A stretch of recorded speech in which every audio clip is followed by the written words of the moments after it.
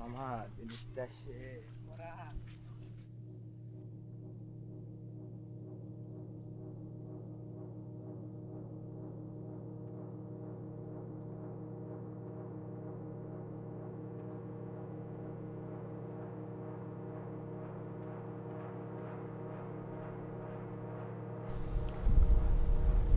এত দেরি কেন?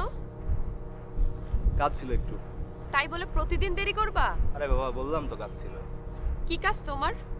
চাকরি তো করো না, বাসায় কত কিছু ম্যানেজ করে আসতে হয় জানো? আছে তো শুধু দুই একটা বন্ধু, তাও আবার সবগুলো অকাজের। দেখো নাসরিন, এখন কিন্তু বাড়াবাড়ি হয়ে যাচ্ছে। বাড়াবাড়ি? কিসের বাড়াবাড়ি?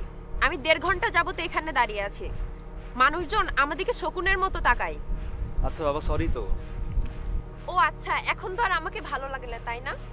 নিশ্চয়ই অন্য কোনো রিলেশন করছো। দেখ, আসার পর থেকে কানের কাছে জ্ঞানর জ্ঞানর করে যাইতেছো। নিকুচি করেছে তোমার প্রেমে।